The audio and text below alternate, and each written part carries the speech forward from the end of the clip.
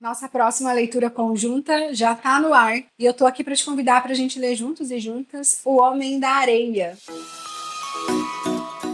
Ei pessoal, tudo bem com vocês? Eu sou Maísa Barbosa, esse é o canal Trama Literária e hoje eu tô aqui para falar um pouquinho sobre a nossa próxima leitura conjunta sobre O Homem da Areia, que é um conto e por isso mesmo a gente vai discutir numa única live que talvez fique meio extensa demais, mas que ao mesmo tempo não dava para dividir, ia ficar uma discussão muito picada, mas em uma live então a gente discute O Homem da Areia. Se você tá chegando por aqui agora, não se esqueça de se inscrever, ativar as notificações, curtir o vídeo e aproveita me seguir também lá no Instagram, @Trama Literária, que especialmente as agendas das nossas leituras conjuntas eu sempre vou deixando tudo previamente, fica mais organizado para acompanhar por lá. E se você já acompanha o trabalho do Trama Literária, se inscreve na nossa área de membros. A gente está com uma área de membros de R$ 2,99 por aqui, um valor muito simbólico, mas que de fato é fundamental para a gente desempenhar as nossas atividades e adquirir coisas que são necessárias para um canal de literatura. Então se inscreve lá na nossa área de membros. Bem, O Homem da Areia, escrita pelo alemão Ernest Hoffmann e publicada em 1817, então é um conto bem antigo, é uma história bem antiga e que provavelmente foi escrita, na verdade, uns 2 anos antes, mas que conta, O Homem da Areia conta a história de... Ele aborda meio que essa figura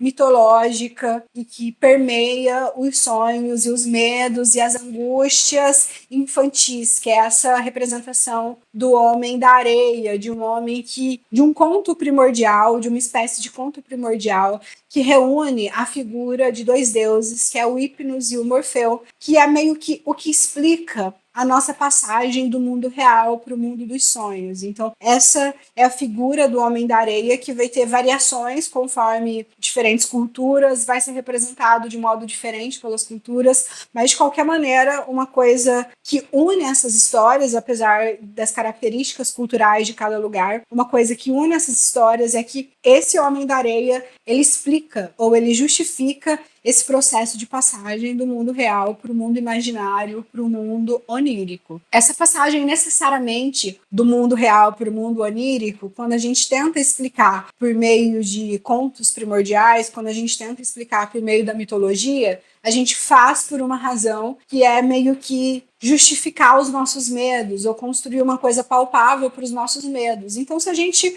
pensar, por exemplo, no momento em que a gente não conseguir explicar cientificamente por que a gente sonha e a gente tenta explicar isso por meio dos deuses, da figura dos deuses, isso de fato é um pouco assustador, porque o sono ou o sonho é aquele momento em que a gente tem pouco controle ou nenhum controle de para onde que ele vai, para onde que ele é direcionado. Então, necessariamente, quando se tenta dar uma justificativa para esse processo de passagem, que hoje a gente explica com ciência, de fato é um processo meio assustador e meio inexplicável, e que aí vão surgir essas figuras, e essas figuras elas existem então para dar explicação porque não é explicável. E aqui, no conto do alemão Hoffmann, a gente vai explicar isso por meio da figura do Nathanael, que é esse homem que ainda conserva o seu medo de infância, que ainda conserva o seu medo do homem da areia. Aqui no Brasil, a gente não tem medo do homem da areia, mas a gente tem medo do homem de saco. Então, quando a gente tem medo do homem do saco, conforme a gente vai ficando adulto, a gente perde esse medo, logicamente, porque a gente entende em algum momento que ele servia para colocar medo nas crianças. Aqui, o Homem da Areia ele vai ter meio que essa função. Só que o Nathanael ele não consegue se livrar desse medo conforme ele vai se tornando adulto.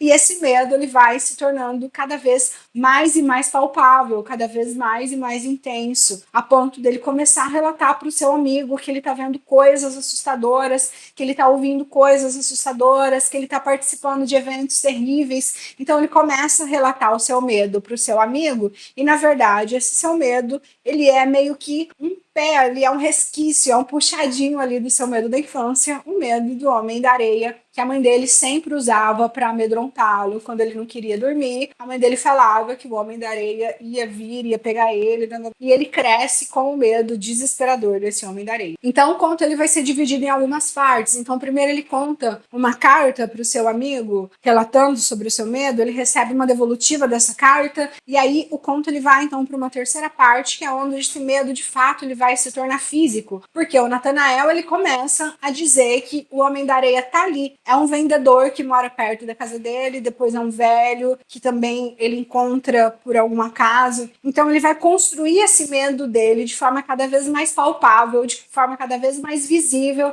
de forma cada vez mais intensa, a ponto de chegar um momento em que ele não consegue mais separar o que é real, o que é imaginário. Freud vai achar esse texto tão fascinante, tão instigante e tão importante que é a partir dele que ele vai escrever O Estranho, que é um conceito meio intraduzível do alemão, mas que aqui a gente pode resumir em O Estranho, que é meio que uma ideia de sentimento, um sentimento que de medo de fato e que a gente não consegue achar muita explicação. Então é um texto que acaba ganhando bastante importância aqui no Ocidente, especialmente a partir das teorizações de Freud em cima dele. O Freud vai explicar a questão do medo desconhecido,